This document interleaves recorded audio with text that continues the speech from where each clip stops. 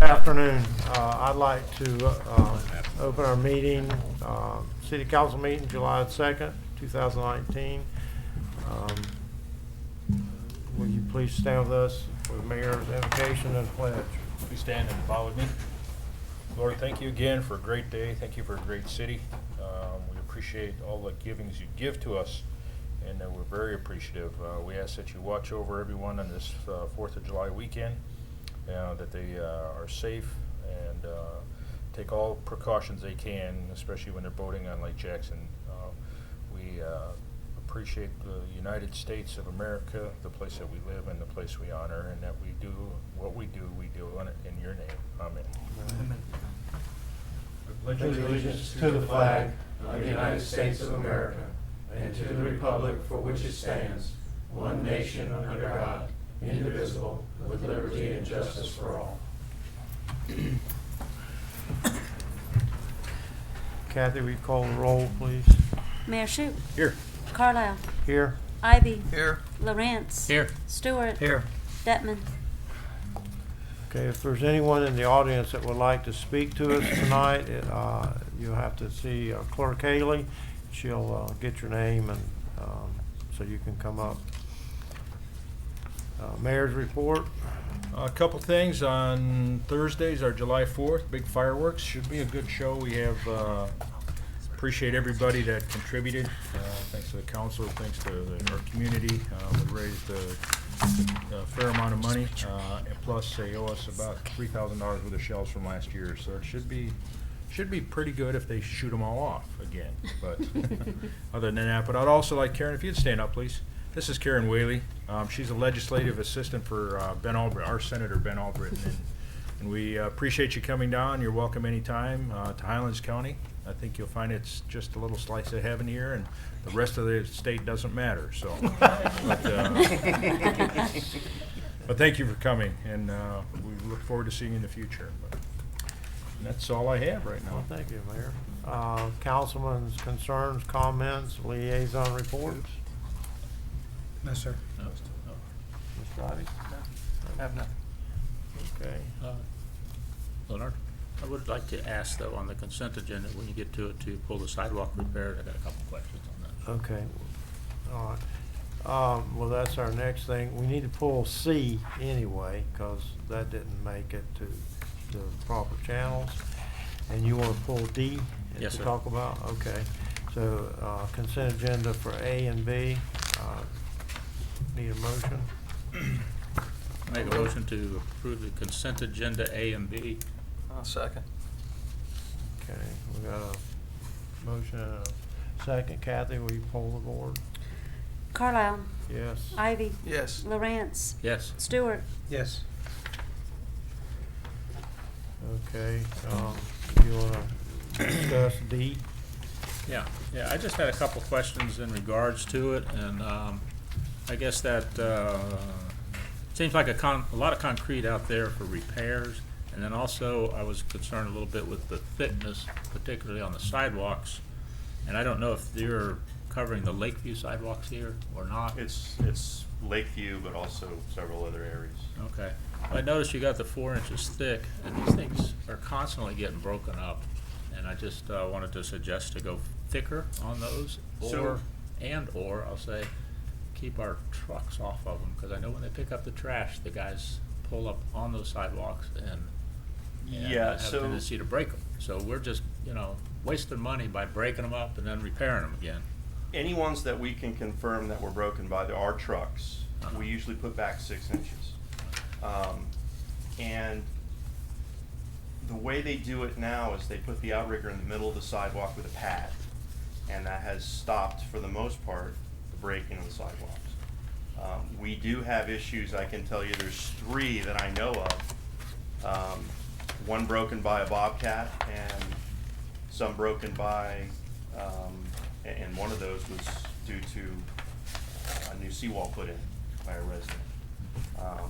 And they're going to pay a portion of that at some point. We have to get that done for safety reasons now. So there will be a reimbursement on some of that for the labor portion of that. Yeah, so when we, otherwise, I mean, we don't wanna do 6 inches all the way around, that would be untouchable. We would blow a year's worth of budget in the first month, so, what we try to do is pinpoint the problem areas, and that's the way we do it. So, but 4 inches, there might be 3 that are gonna be 6 inches on that, but that price is, he went 4 inches on the total price, so that wasn't a big, Okay, because I know, I mean, I go around Lakeview a lot, and you guys come in, you repair these, and then 2 months later, there's a bunch of them broken again.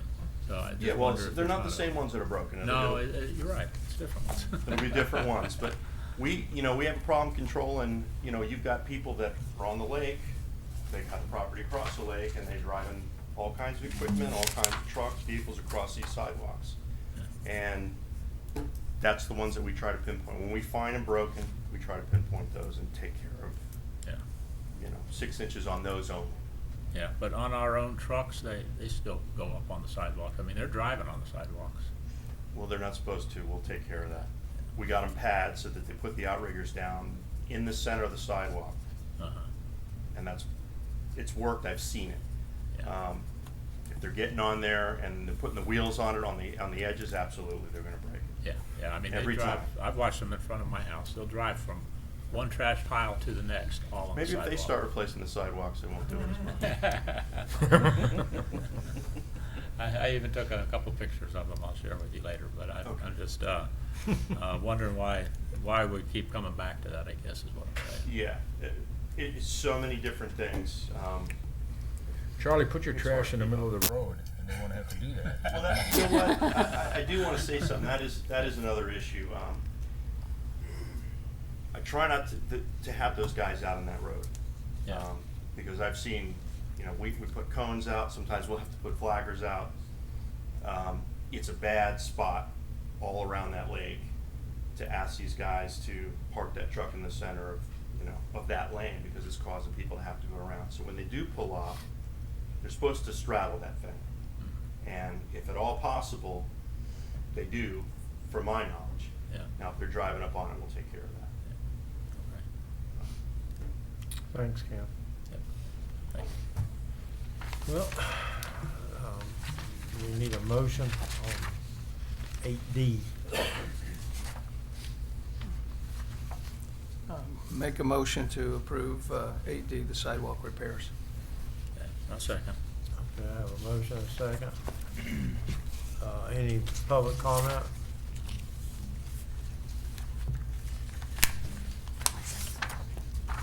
Kathy, call the roll. Carlisle. Yes. Ivy. Yes. Lawrence. Yes. Stewart. Yes. Okay, we have no old business, so we will go to the new business at 10A, the geotechnical exploration of the pavement depression of Northwest Lakeview Drive. The background at your February 19th, 2019 meeting, council approved the staff recommendation to hire Polston Engineering to address the problem with Lakeview Drive from Scenic Highway intersection to the gate station. First step process was for Polston Engineering to do an in-depth analysis as to what was causing the problem with the roadway, including problems with the sanitary sewer system, stormwater, conditions of the road base, and other issues that may be causing the depression. Polston Engineering contracted with Universal Engineering Services for a geotechnical exploration of the pavement and depression of the road. Attached is the Universal Engineering, Dale Polson and Lindsay Weaver are on your agenda to present the report, and I'll just turn it over to them, Mr. Weaver and Mr. Polston.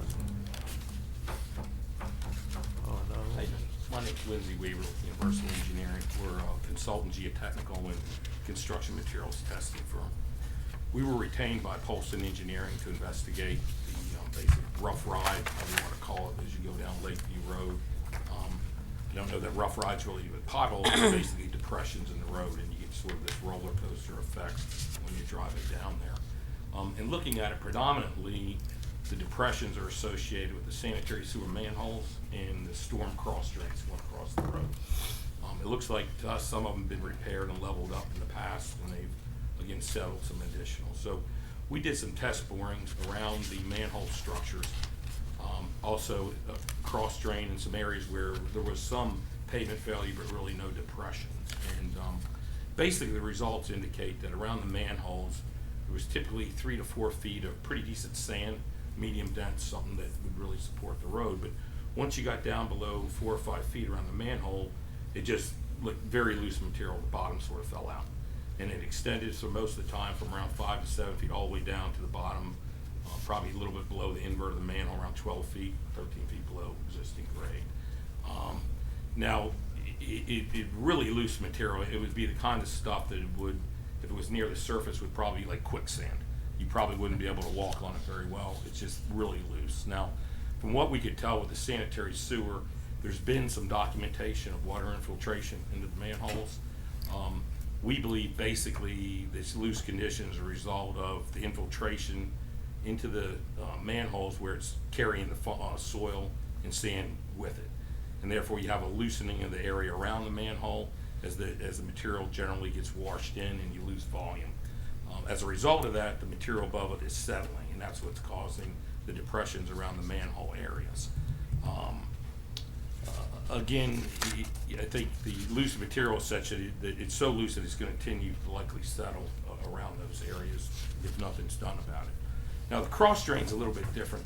Cross drains, I mean the stormwater pipes that are running across the road periodically as you go down there. Just looking at them, most of them aren't well constructed as far as the head wall, having a real good head wall and the pipes, like you see, a major intersection or something. A lot of the head walls are sort of been broken. They're not really functioning very well. It looks to us like some of the pipes are undersized because you've got areas where it's eroding out around there. And I think a lot of it has to do with during heavy rains, the water's going around the pipes instead of through them, or at least partially going around them. I think part of that's evident. If you look the way they patch these cross drains, usually they patched on the outside of the drain and did nothing but the section between the two pipes.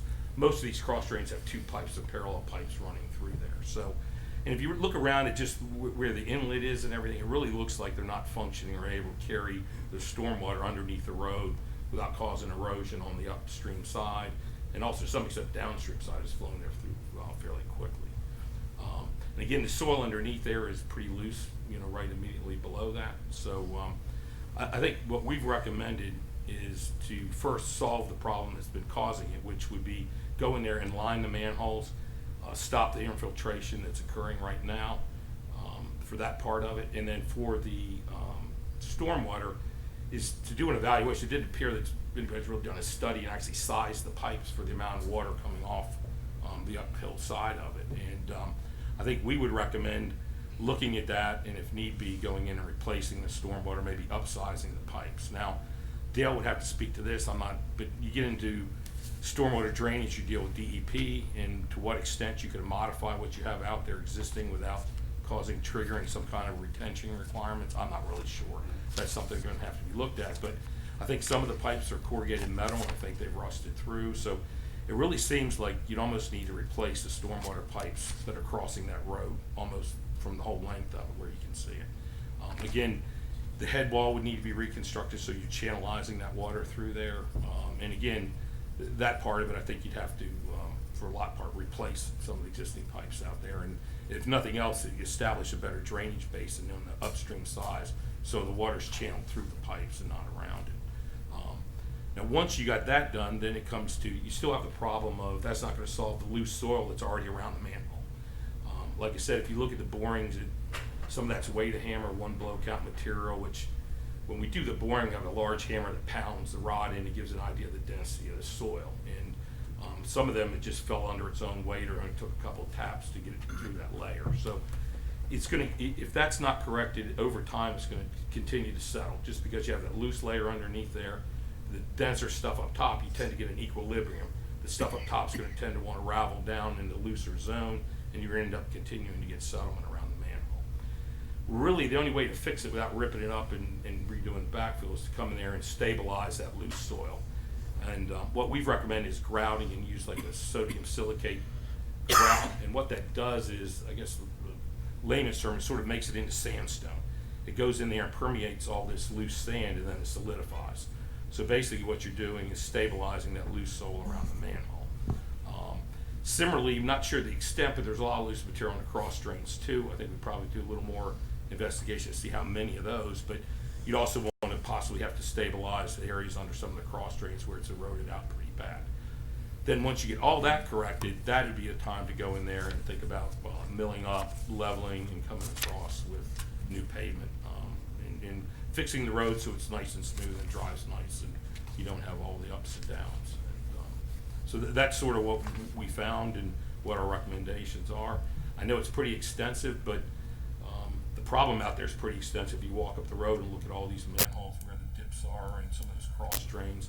And again, it looks like you've been periodically patching them for I don't know how many years, but there's quite a few patches along there too. So open for any questions or any in the work we've done so far, recommendations.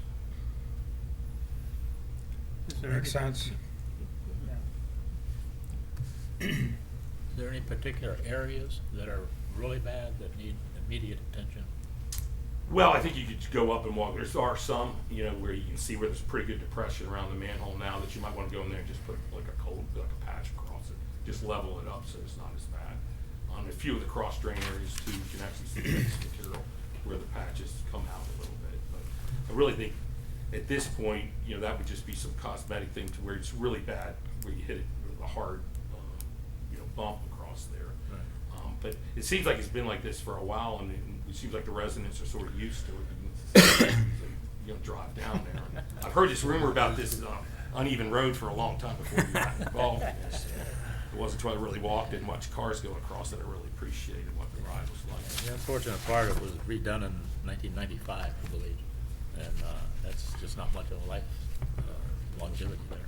No, and again, like I said, I don't know particularly why these manholes are getting a lot of infiltration, but I do know, I've seen some information where they have been documented that you're getting a lot of water coming through there. And basically everything out there is sand, so when the water's going through, it just lifts that sand and it washes the finer sand in there, and that's what's causing the loosening around the manhole. That whole side there's like a sheet flow coming off 27. Is this a continuing thing that another 20 years, if we fix this, is that whole area just soft, if you want to call it? Well, we're gonna look at maybe put some side drain in there, something to help with the water table. Yeah. On that, we're gonna look at that, like I said, Lindsay said, we need to look at the sizing of the pipe, but there's a stretch between the beach and down to, was it Pine and something Lake? subdivision there. Right, Pine Lake, yeah. Pine Lake subdivision, that stretch in there is on a slope and it's got a lot of seepage. Yeah, that's what I thought. That needs to be looked at.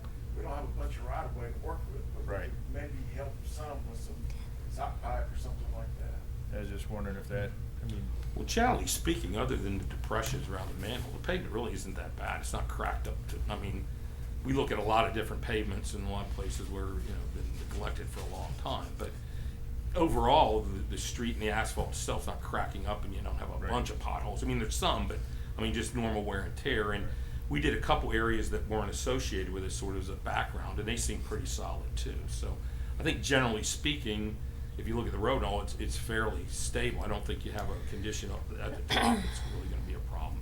I think it's deeper. Now, there is an area up towards the other end, towards Scenic, where there are known seeps up there.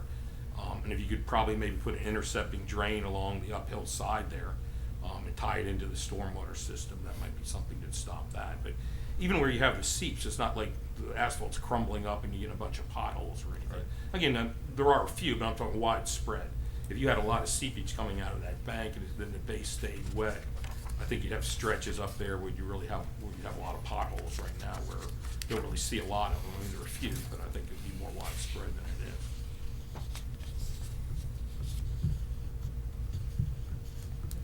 well, what's our next step? Well, we've had a conversation with DEP.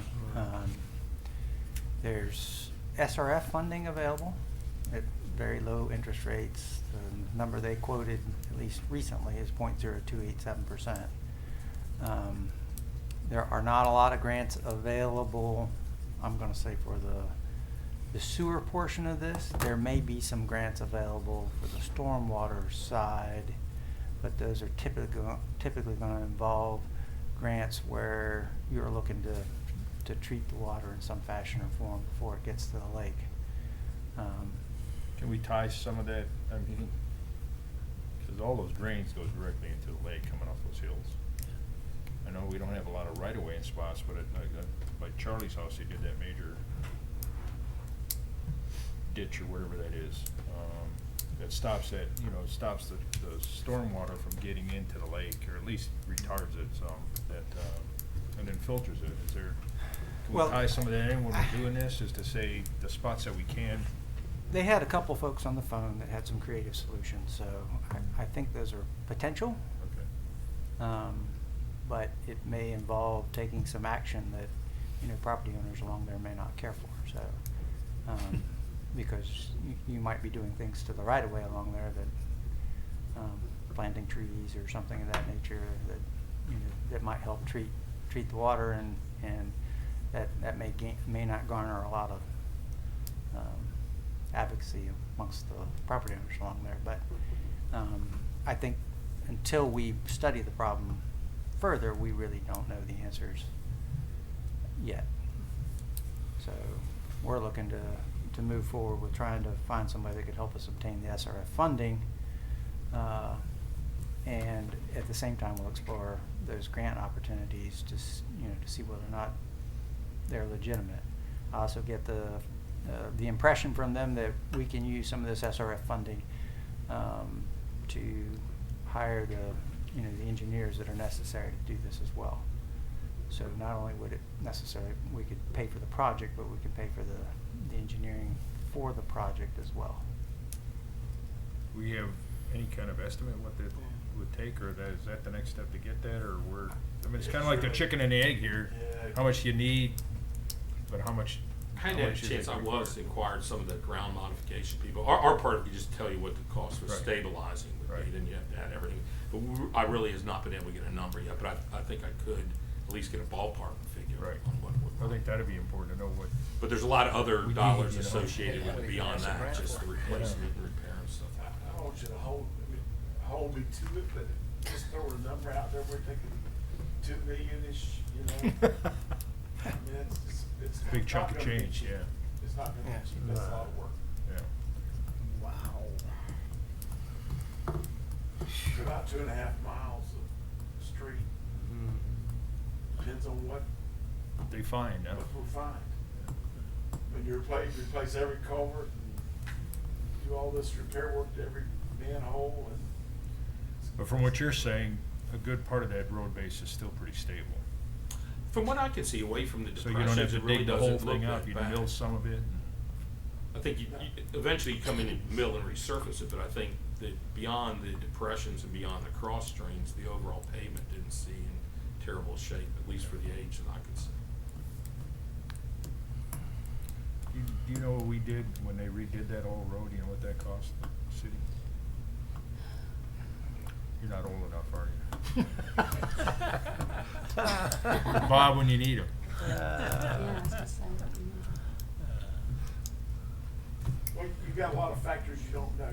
Are we gonna have to replace any curb? Right. That's a big number.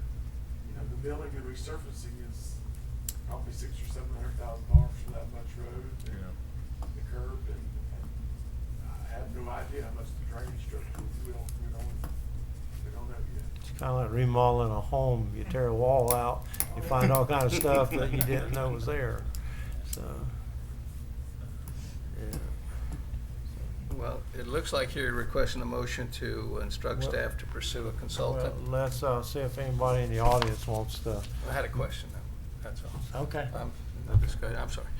But until we know what amount we're looking at or close to it, how are you gonna ask for a grant or a loan if we don't know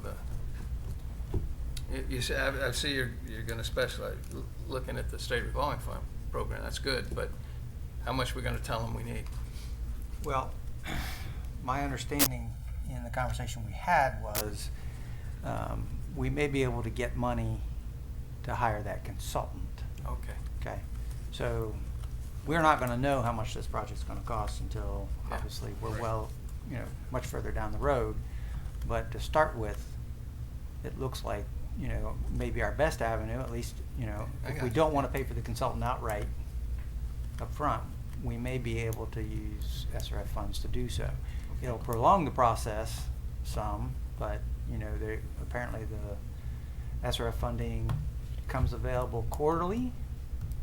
So it's not gonna prolong it, too much longer than obviously we've been dealing with the problem. Part of that So- process is developing the cost, because you have to give them alternatives. You can't just say, I wanna go do this and it's gonna cost this much. You have to do whatever alternatives you can think of and price those out and show that you're picking what the best one is for what you're doing. That's part of that process, so you'll be. Okay, that answered my question, thank you. Okay. Any more? Anyone in the audience have any comments? Want to talk to us about it? Okay, if not, I'll entertain the motion. I make a motion, we instruct the staff to pursue a consultant that specializes in the state revolving fund program. Second. I have a motion, a second. Kathy, will you poll the board, please? Carlisle. Yes. Ivy. Yes. Lawrence. Yeah. Stewart. Yes. Okay, we have two business from the audience. Patrick, skateboard park event. Come up to. Good afternoon, everybody. Good afternoon.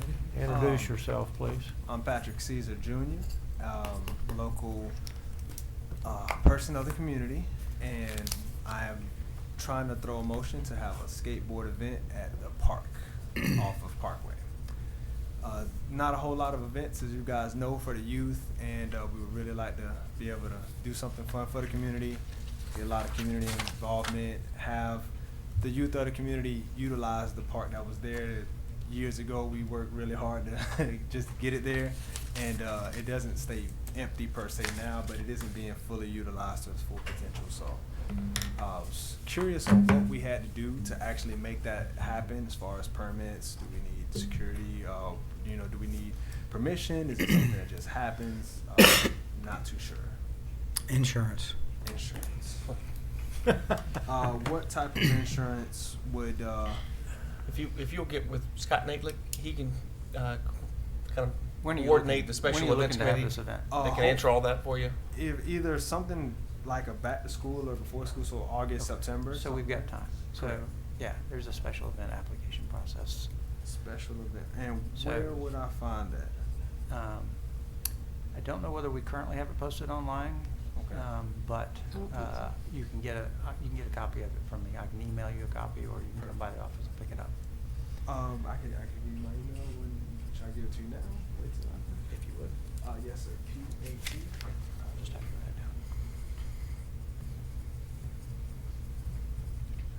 And then we'll reach out to you and put your telephone number down there too.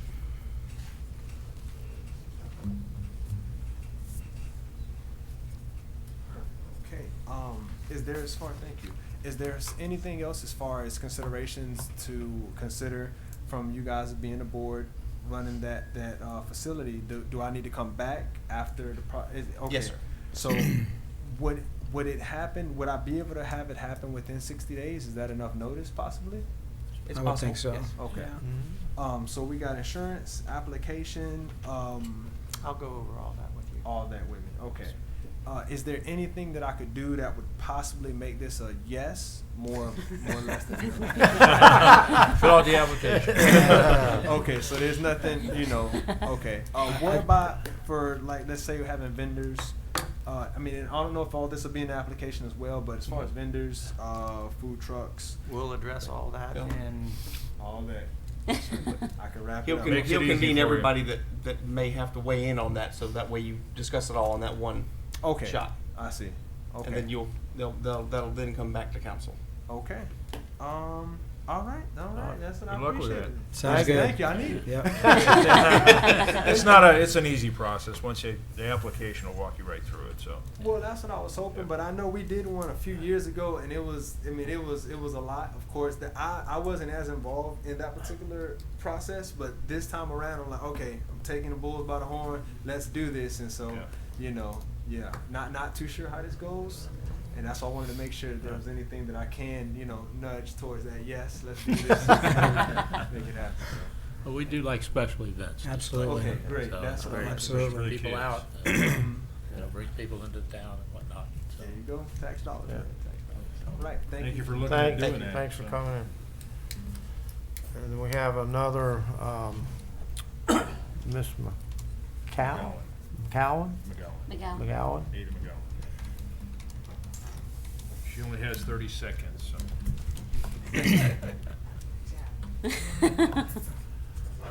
Good evening, everyone. I'm Ada McGowan. I'm actually the president of the Highlands County Citizen with Voices.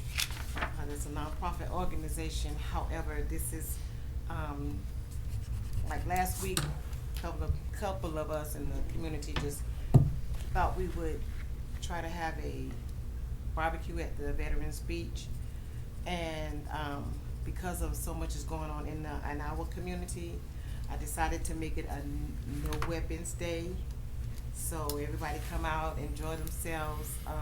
But the reason why I'm here is because we're having a live DJ, and I was told that we needed to get the approval so that because of the houses and everything that's around that, and the music will be G-rated.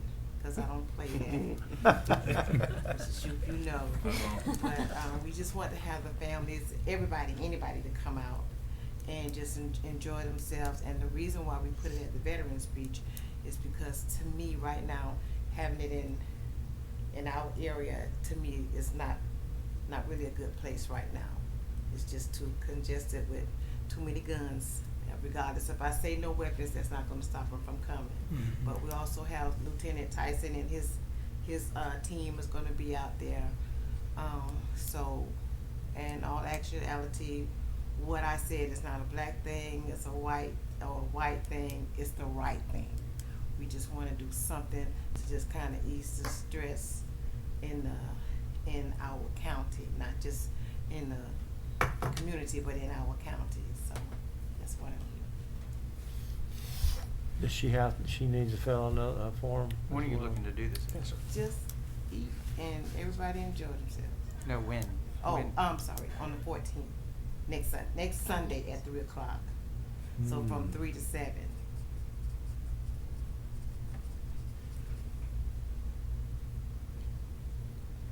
Ada, you talked about barbecue. Are you doing grills out there? You're gonna be open It's grilling? already out there. Everything that's out there, we're just gonna utilize that. You're gonna use the grills that are out there and things, okay. How many people do you anticipate coming? I don't know. I honestly don't know. I don't know. 10, 20, 100, I don't know. We want as many people that feel like they don't have anything to do Sunday afternoon, but come out with their families and enjoy free food, music, and just a stress-free atmosphere. So I don't know. Scott, is that possible?